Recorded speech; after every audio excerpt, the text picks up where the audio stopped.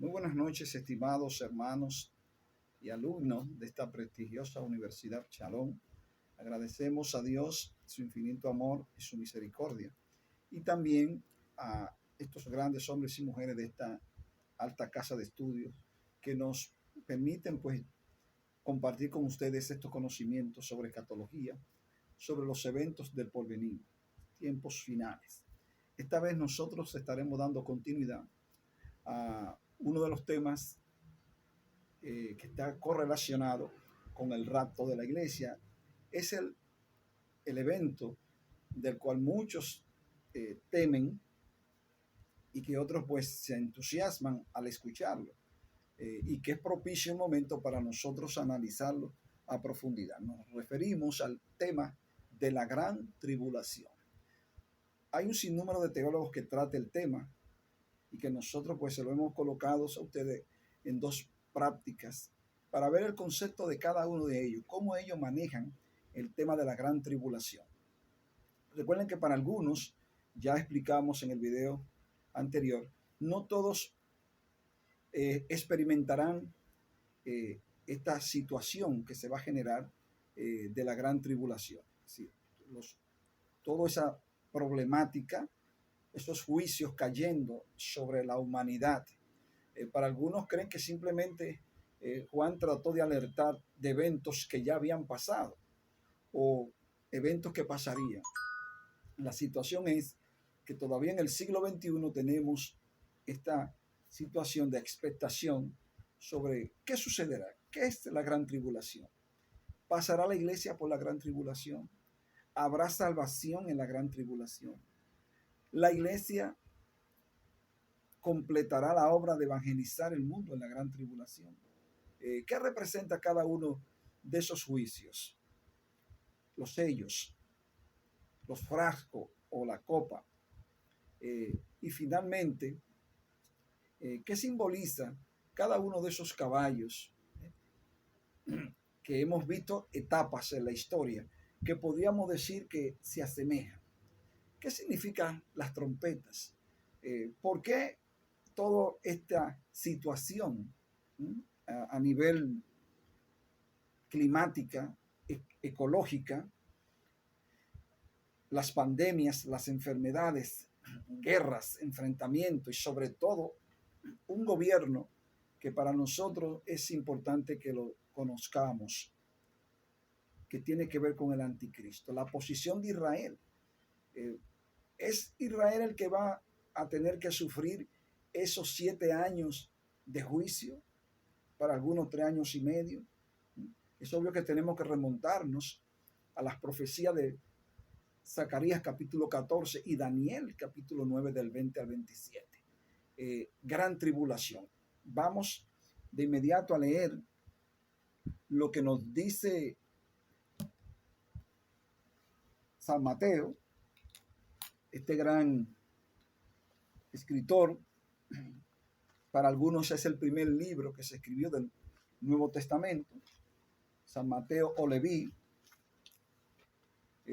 publicano, entiéndase, un aduanero que estudió todo ese sistema de finanzas del sistema romano y que Jesús lo llamó. Es Mateo quien escribe eventos importantes. Me gustaría que vayamos a las Sagradas Escrituras y leamos San Mateo 24, algunos versos. Leemos para honra y gloria de Dios. Y cuando Jesús salió del templo y se iba, se acercaron sus discípulos para mostrarle la edificación del templo. Respondiendo él dijo: ¿veis todos esto? De cierto os digo que no quedará aquí piedra sobre piedra que no sea destruida. Está refiriendo a ese gran templo, esa edificación del templo de Salomón reconstruida por Herodes el Grande. Esta construcción duró prácticamente 60 años y tuvo su mayor esplendor en los gobiernos de Herodes. pero me gustaría que vayamos al verso 15. Dice, por tanto, cuando veáis en el lugar santo la abominación desoladora del que habló el profeta Daniel, el que lea entienda. Seguimos avanzando. Entonces, los que estéis en Judea, huyan a los montes, y el que está en la azotea no descienda para tomar algo de su casa, y el que esté en el campo no vuelva atrás para tomar la capa. Mas hay de las que estén encintas, de las que críen en aquellos días. Orad pues que vuestra huida no sea en invierno y en día de reposo, porque habrá entonces gran tribulación. Habla aquí el verso 21. Gran tribulación. Desde el verso 1 hasta el 15, nosotros vimos que esto se pudo cumplir literalmente en el año 70, cuando las tropas del general Tito entraron e hicieron estrago en todo Jerusalén, una matanza extraordinaria, un asedio que exterminó miles de judíos. Pero Jesús está refiriéndose a un evento de una dimensión universal, de eventos catastróficos nunca antes visto ni experimentado por el género humano. Regresemos al verso 21.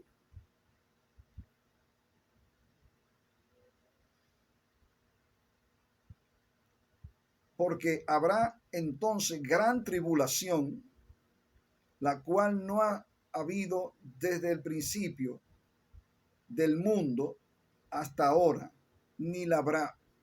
Y si aquellos días no fuesen acortados, nadie sería salvo, mas por causa de los escogidos, aquellos días serán acortados. Entonces algunos le dijeron, mirad aquí el Cristo, no miráis, y allí está, no creáis, porque se levantarán falsos Cristos, falsos profetas, y harán grandes señales y prodigios, de tal manera que engañarán, si fuere posible, a los escogidos. Ya os lo he dicho esto. Así que si os dijere, mirad, aquí está, en el desierto no salgáis, y mirad que está en los aposentos, no entréis, porque como el relámpago que sale del oriente y se muestra en el occidente, así será también la venida del Hijo del Hombre. Amén. Si le está hablando, y posteriormente los discípulos le preguntan de las señales, y cuáles serán las señales de tu venida. Entonces le explican los rumores de guerra, los terremotos, en fin. Pero él dice, pero esto es principio de dolores, todavía no es el fin. De manera que el Señor fue explícito a las preguntas que le hicieron sus discípulos en ese sentido. Amén. En ese sentido. Entonces, ¿qué es la gran tribulación? Queremos aprovechar para definir qué es la gran tribulación o qué conceptos tenemos de la gran tribulación. Según el diccionario Webster, uno de los diccionarios más emblemáticos y más consultados por años en los Estados Unidos, nosotros leemos la siguiente definición, aunque usted puede tener una, pero quisiéramos comenzar con la definición del diccionario Webster, aunque hay otras definiciones en los diferentes comentarios bíblicos. Recuerden, hermanos, que aunque son eventos escatológicos, es imprescindible utilizar los comentarios bíblicos, las diferentes versiones, para poder acercarnos a este enfoque, a la visión que tuvo Juan. El concepto de tribulación viene del griego tilitsi, que es el término que se emplea en Mateo 24. Mateo 24, del verso 4 al verso 7, es tilici, que significa opresión, aflicción, tribulación. Es un lenguaje metafórico que está utilizando para referirse también a tiempo de angustia. Entonces, aunque Jesús explica que es un acontecimiento para todo el mundo, para todo el mundo, es obvio que los protagonistas de ese escenario tan dantesco y catastrófico va a ser el pueblo de Dios, los judíos, los gentiles, son los que se van a dar, los que van a estar protagonizando estos eventos o sufriendo la ira, porque también a la gran tribulación se le conoce como el día del Señor, que está profetizado para el día de Jacob, porque ahí vemos que Israel tendrá que hacer frente, y para algunos, los que creen que el rapto es después de la tribulación, también veremos un remanente, si se quiere, de cristianos que tal vez no se fueron en el rapto, en el caso de que se dé un rapto parcial, ¿no? Y que queden algunas personas, o aquellos que tendrían que dar tal vez su cuello, evitando los efectos del sistema organizativo que va a poner en ejecución la bestia o el anticristo. Entonces, es importante que veamos a San Mateo 24, del 1 al 21, que vayamos a Zacarías. El libro de Zacarías nos describe detalladamente los eventos que se van a dar durante esa gran tribulación o el día del Señor o el día de Jehová. También es importante que vayamos al libro de Zacarías, como le dije, y a Jeremías capítulo 30, verso 7, que explican con lujo de pormenores, claro, desde una óptica profética, todo lo que puede acontecer ahí.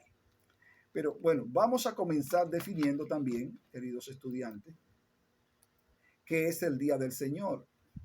Cuando hablamos de este tema, del día del Señor, nos referimos a un largo periodo o periodos grandes, y así lo define este gran teólogo y biblista, Elvi Caballosa, que es un periodo bastante extenso, periodos grandes de terribles juicios que Dios derramará sobre los pueblos y las naciones. Aunque al principio le dije que Apocalipsis, cuando el hermano Samuel Pagán, el doctor Samuel Pagán, enfoca como un libro de esperanza, no es menos cierto que en ello hay también elementos de juicio. Los sellos, los frascos o las copas, y también en ellos hay trompetas, donde hay una gran cantidad de personas que mueren, producto del hambre, de las guerras, los problemas climáticos o ambientales. Entonces, vemos a Dios derramar su ira sobre la humanidad, pero no es una ira para eliminar población, no es una ira porque Dios va a hacer, porque Dios desea. Consideramos que tal vez es una forma de Dios manifestarse al hombre para que el hombre pueda arrepentirse. Ya el mismo Apocalipsis dice que los hombres no se arrepintieron. Si lo que produce que estos juicios vayan cayendo sobre el ser humano es la situación de no arrepentimiento. Y dice que hasta maldijeron a Dios. Entonces, tenemos nosotros que empalmar aquí los juicios de Dios con la incapacidad del hombre de reconocer sus errores y su pecado, porque Dios es Dios, pero sí necesita o quiere, en este caso corrijo, que el hombre se vuelva al arrepentimiento. Entonces Dios derramará su ira sobre los pueblos y naciones incrédulas que nunca se han querido apartar del pecado. Esta profecía corre desde el Antiguo Testamento, que lo hemos visto del Antiguo Testamento, hasta el Nuevo Testamento. La mayoría de los profetas, tanto mayores como menores, Abdías, Amós, Miquea, Malaquías, Sofonía, y el mismo San Pedro, en su segunda carta, capítulo 3, verso 10, hace énfasis sobre el gran día del Señor, donde Dios va a tener que juzgar a las naciones. Gente que transgredió, gente que aniquiló muchas poblaciones, dictadores malvados, sistema económico corrompido, millones de personas que perdieron su vida producto de la explotación de las grandes industrias.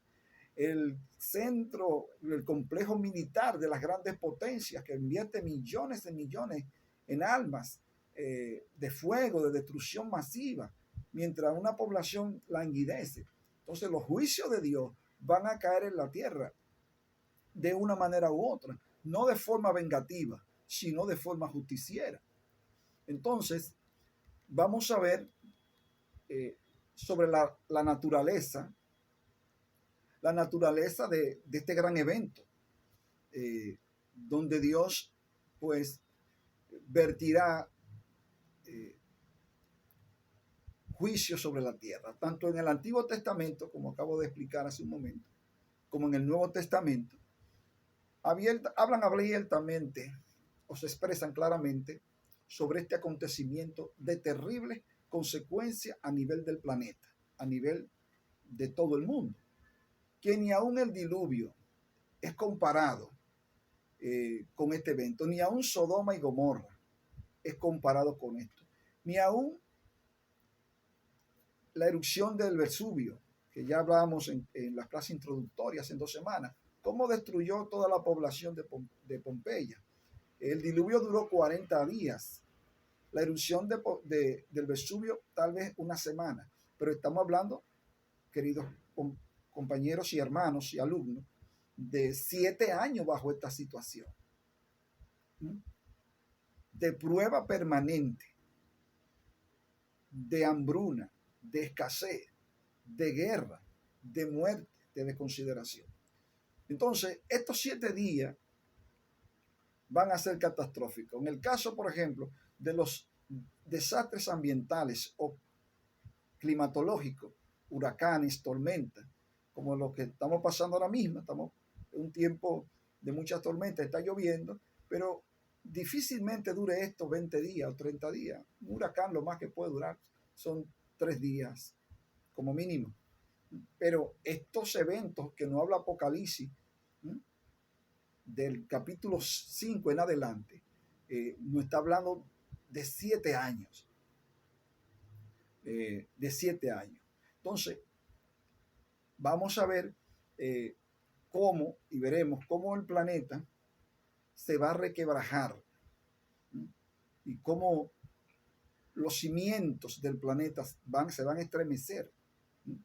De la condición. Imagínense usted, hoy nosotros nos quejamos por un poco de calor, hoy nosotros nos quejamos por alguna situación fronteriza, pero dice Apocalipsis que los gobernantes estarán endemoniados. Es decir, los presidentes de los países para ese entonces no van a tener la coherencia ni el tino que tienen algunos hoy, sino que estarán siendo directamente guiados y poseídos por espíritu del mal. Gobernantes endemoniados. Eso va a ser, en cada país va a haber un presidente, aunque se entiende que va a haber un gobierno mundial que va a concentrar todo el poder, pero van a existir los gobernantes, van a existir los presidentes. Va a haber una economía global, pero van a haber instituciones que van a regular la economía. Y por eso es importante, hermano, darle un vistazo a Daniel cuando habla de que la ciencia se va a aumentar, en lo que estamos experimentando con la inteligencia artificial. Ya con la inteligencia artificial se puede pronosticar situaciones económicas, buscarle solución, problemas ambientales que afectan al planeta. Ya con la inteligencia artificial se pueden buscar solución. Es decir que fíjense cómo todo ese cúmulo de información de una manera u otra va a coadyuvar para lo que es posiblemente un gobierno de alcance mundial, un gobierno mundial. Entonces, es importante que veamos a Isaías capítulo 24, el verso 1 hasta el 3, y Daniel 12, 1, y Mateo 24, 21, para ir confirmando todo eso. Ese sistema de maldad va a ser contrarrestado, va a ser aniquilado por el gobierno, por el gobierno del Señor, y va a ser objeto de la ira del Mesías, de la ira del Cordero, de la ira de Dios, el gran día de Dios, donde Dios va a juzgar toda esa situación. Es importante ver fuentes o procedencia de la gran tribulación. Este castigo a nivel global para el planeta no lo ejecutará Satanás mediante la persona del anticristo, sino que será él mismo, Señor, que va a derramar su ira en la tierra. Es importante que veamos. Hoy tenemos aproximadamente entre 200 o 230 países. Dios va a estar ejecutando su ira sobre un mundo que pudo haber estado en mejores condiciones, pero la maldad y el pecado lo impidió. Entonces es el mismo Señor que va desatando los sellos de cada uno del rollo que van a hacer impacto en el globo terráqueo. No es la ira del hombre, ni tampoco la ira de Satanás. Me gustaría que vayamos a Apocalipsis capítulo 6, versos 16 y 17, Apocalipsis 14, verso 10 y verso 19, que nos explican con lujo de detalle, esos datos. Me gustaría citar directamente al libro de Apocalipsis, me gustaría que usted lo busque también, el libro de Apocalipsis 6:16, dice de la siguiente manera. Solamente estaré leyendo un verso o dos versos, 16 y 17. Dice de la manera siguiente. Apocalipsis 6, si lo tiene, dice de la manera siguiente, para honra y gloria del Señor.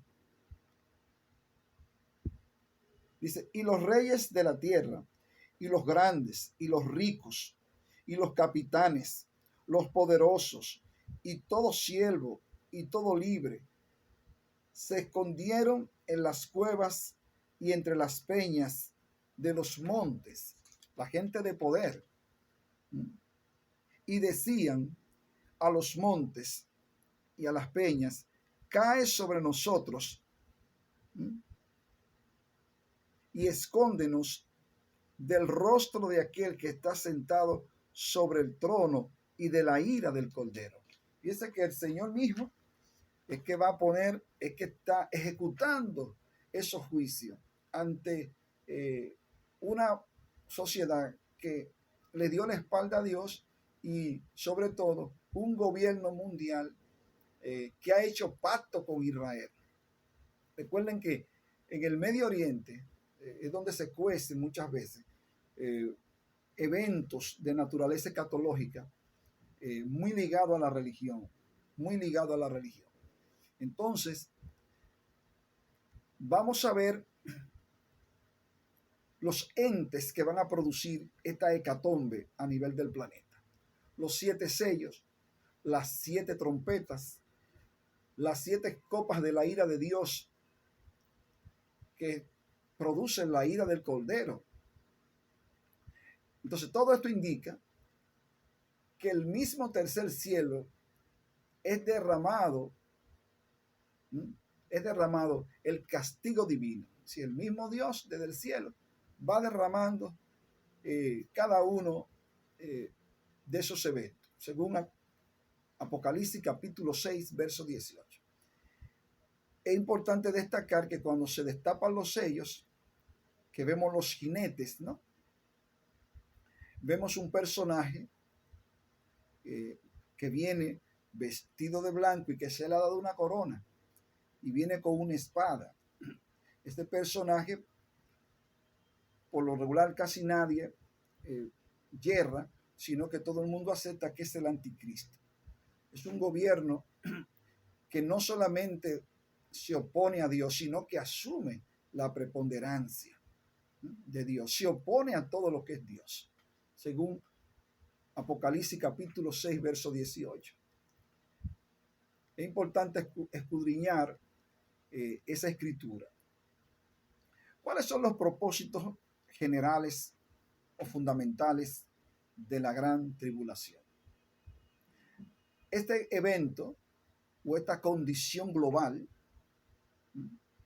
donde el mundo será estremecido en todo lo que es su sistema, tiene dos propósitos, según algunos escatólogos, dos propósitos.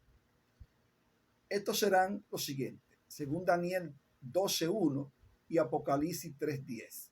Me gustaría que fueran rápidamente a Daniel capítulo 12, verso 1, para ver uno de los propósitos fundamentales de la gran tribulación, que para nosotros es importante. Voy a citar a la Santa Biblia, la palabra de Dios para todos. Tengo algunas versiones acá y quisiera ver o escuchar de estas traducciones lo que ellos pues nos dicen y la forma en que nos los cuentan. Entonces usted puede buscar rápidamente a Daniel capítulo 12, Daniel 12, para ver algunos de los objetivos de la gran tribulación. Dice Daniel, su capítulo 12, verso 1, dice: en ese momento llegará el gran príncipe Miguel, quien protege a su pueblo. Será una época de muchas dificultades y angustia, la peor que haya sucedido desde que apareció la nación sobre la tierra, pero en esos momentos, dice aquí esta versión, pero esos momentos, todos los de tu pueblo cuyo nombre estén escritos en el libro se salvarán. Sí. Es decir, uno de los objetivos es para la preservación y la salvación del pueblo de Dios. Y Apocalipsis capítulo 3, verso 10, que es el texto que se utiliza para de una manera basamentar o fundamental, que la iglesia no va a pasar por la gran tribulación, es el siguiente, y lo voy a leer literalmente. Me gustaría que usted lo busque. Apocalipsis capítulo 3, verso 3, capítulo 3 y su verso 10. Dice así la palabra del Señor.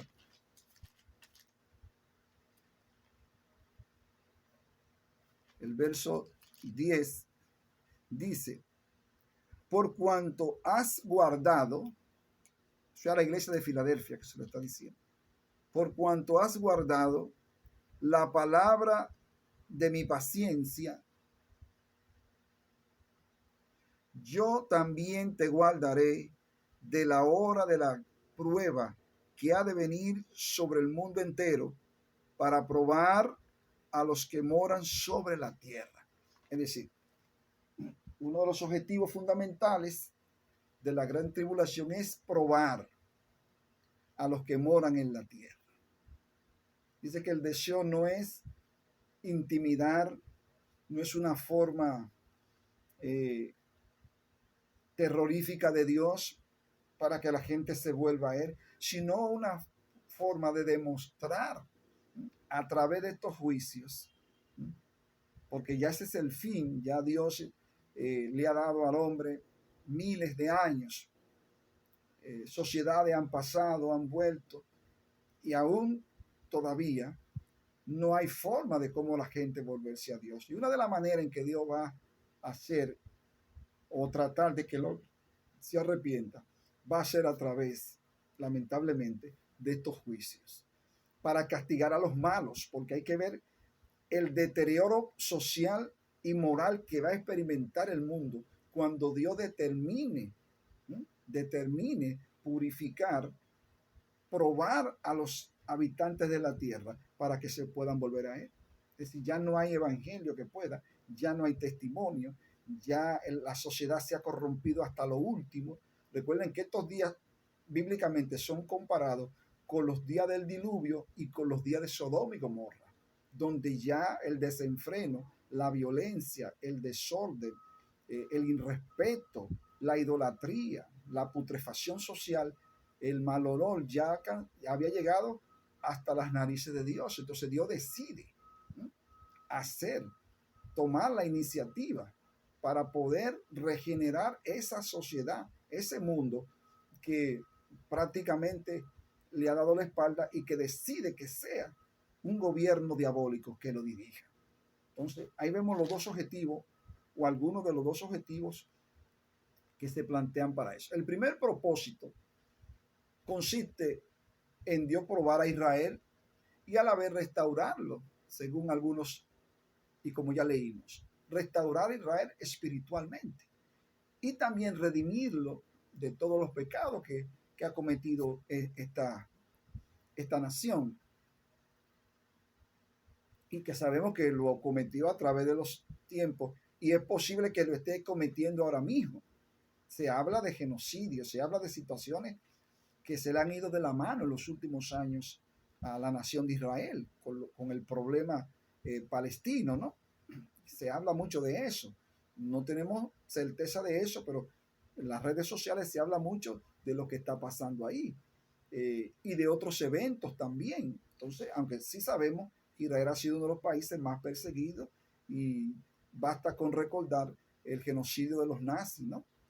Pero hay pecados que Dios, por su palabra, entiende que Israel debe de recuperarse, debe ser restaurada por las promesas hechas Dios a Abraham.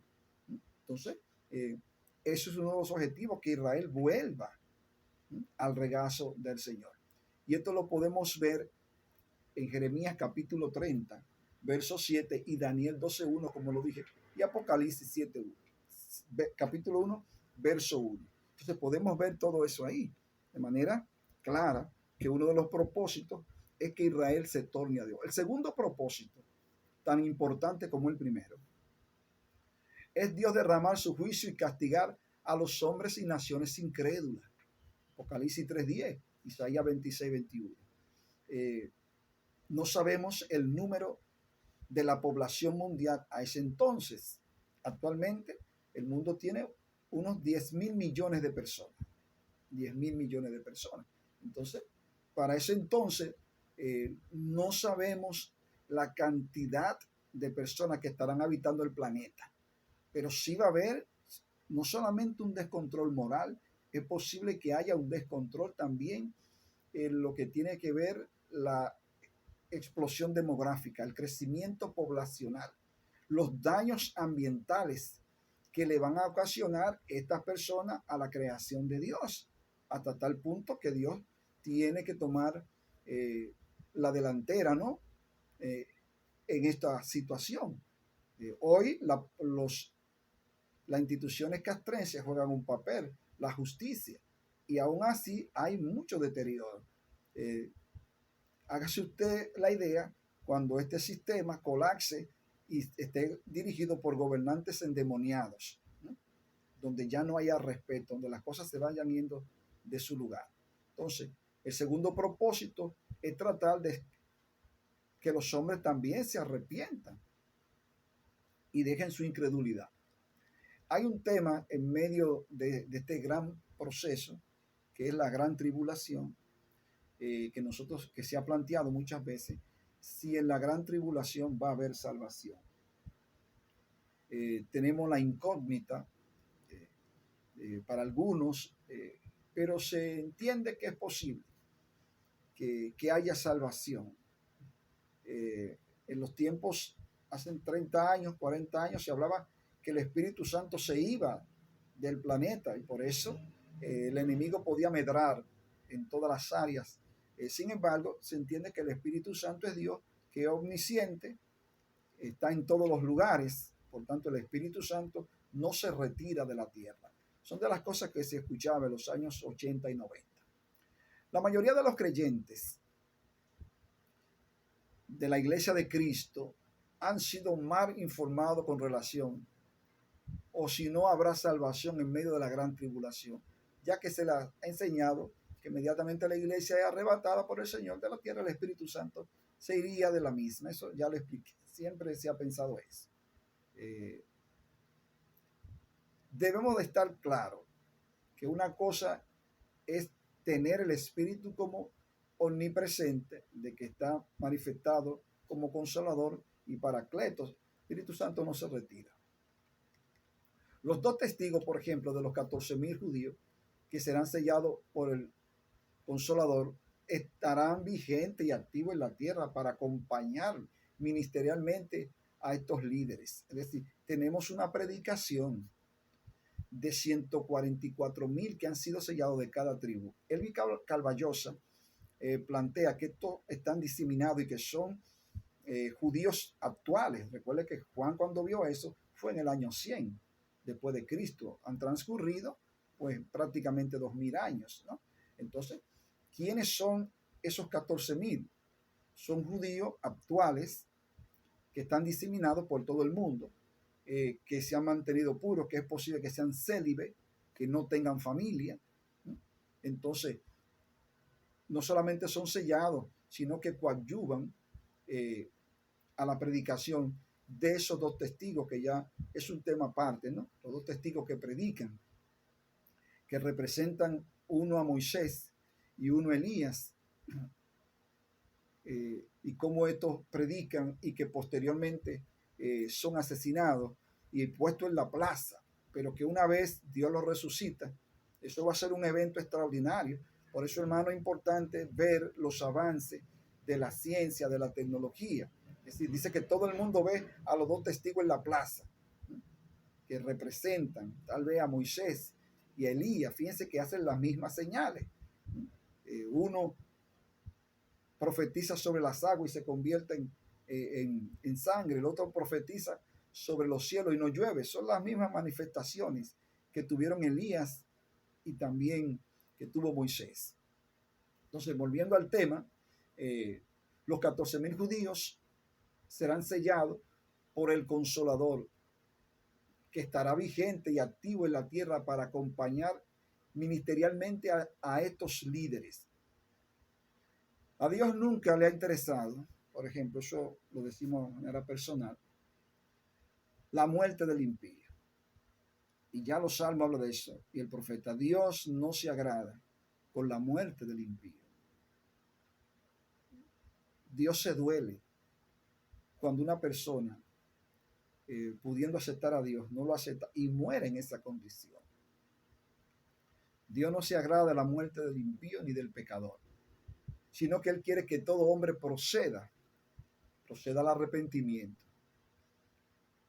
Entonces, si nosotros vamos al capítulo 7 de Apocalipsis, del 9 al 14, vamos a ver que hay una gran multitud. Por eso el asunto, si hay salvación. Si hay salvación en ese largo proceso de los 7 años de la gran tribulación. Entonces, cuando vamos a Apocalipsis capítulo 7, el verso 9 hasta el 14, dice que hay una gran multitud vestida de ropas blancas, de todas las naciones. Entonces, es posible que muchas personas acepten al Señor. Porque ¿quién no se va a rendir viendo el sol oscurecerse, las aguas tornarse en amarga, el calor aumentar hasta llegar a que las personas se sofocan y mueren, la falta de alimentación, ¿no? ¿quién se va a poder resistir? Bueno, y hay gente que sí que se resiste y no se arrepiente, dice Apocalipsis, y hasta maldicen a Dios, pero hay gente que sí. Entonces, en Apocalipsis 7, del 9 al 14, vemos una gran multitud vestida de ropas blancas de todas las naciones, pueblos, tribus y lenguas, la cual el apóstol Juan, cuyo autor del libro de Apocalipsis, se le da una respuesta. Pregunta, Señor, ¿y quiénes son estos? ¿Y de dónde han venido? Entonces, la respuesta se le dice que todas esas personas, que son miles, han salido de la gran tribulación. Porque por eso vemos que Dios no abandona a su pueblo, vemos que Dios sigue fomentando la salvación en medio de ese caos, ¿no? De ese caos, que tal vez no serán 10 mil millones de personas, tal vez el planeta tenga 20 mil millones de personas. En el colapso de la humanidad, Dios no va a dejar que sus criaturas se pierdan. Dice Juan que esos son que han venido de la gran tribulación y han lavado su ropa en la sangre del Cordero. Por lo tanto, podemos colegir, y cualquiera de ustedes puede colegir, que muchas personas, estamos seguros, van a ser salvas, aunque muchos serán martirizados por el gobierno del anticristo. Entonces, ¿quién le dio esas fuerzas y valentía a esa gran multitud? Sencillo, el Espíritu Santo estará haciendo un trabajo de convicción, hermano. Estará haciendo un trabajo de restauración en esa población. Lo bueno es que la iglesia no está ahí, pero esa gente, de una manera u otra, que alcanza la salvación, se va a constituir en iglesia. Esta iglesia que sale de esa cautividad babilónica, vamos a decirlo así, de ese gobierno del anticristo, dirigido por gobiernos llenos de demonios. Esta gente que se aferra a Jesucristo y pierde su vida, confesando a Cristo y viendo los desastres naturales. Cuando no hay oportunidad, no la hay si morimos en Cristo. Ahí ya no tenemos más oportunidad si morimos fuera de Cristo. Recuerden que el anticristo o esa persona que en medio de esa crisis global, de esa crisis financiera, de esa crisis económica, de esa crisis de valores, donde los países ya no tendrán alternativa, los problemas del Medio Oriente, el crecimiento de la población árabe, el problema de Israel restaurando el templo, porque aquí vemos que Israel restaura el templo. Ustedes saben que el templo de Jerusalén, o donde estuvo el primer templo, el segundo templo, está ocupado por los árabes, ¿no? Entonces todo eso, la gente se plantea qué va a pasar. Ya Israel cumplió hace algunos días 76 años y el templo no está construido. ¿Qué podría ocurrir? ¿Qué conflicto a escala mundial pudiera desarrollarse donde Israel tuviera un papel protagónico? ¿Qué países se irían o estuvieran de acuerdo que a los judíos se les permita la construcción? ¿Sería esto un intercambio para que se reconozca a Gaza, la franja de Gaza, a los palestinos? Un intercambio. Nosotros le reconocemos el Estado palestino, toda su libertad, y ustedes nos dan a cambio que nosotros reconstruyamos el templo. Podría ser un evento importante, una negociación de los grupos de poder, el grupo del G7, del G20, de la OTAN, de las Naciones Unidas y de otros organismos multilaterales, para evitar una situación que se está dando en la franja de Gaza. Una vez a Israel se le conceda la construcción de su templo, entonces nosotros podríamos, o se podría inferir que podría venir una negociación. Entonces, nosotros nos vamos a Lo vamos a dejar hasta acá. Recuerden que tenemos el tema de los dos testigos, según Apocalipsis capítulo 11, y específicamente el gobierno del anticristo. Quiero referirle a que vayan al libro de Samuel Pagán y puedan ver la explicación del sello de la bestia o el 6666. Muchas gracias, Dios me le bendiga y nos vemos pues en otra entrega sobre temas escatológicos que estamos desarrollando aquí con nuestros alumnos y todos aquellos que pertenecen a la Universidad Teológica Shalom.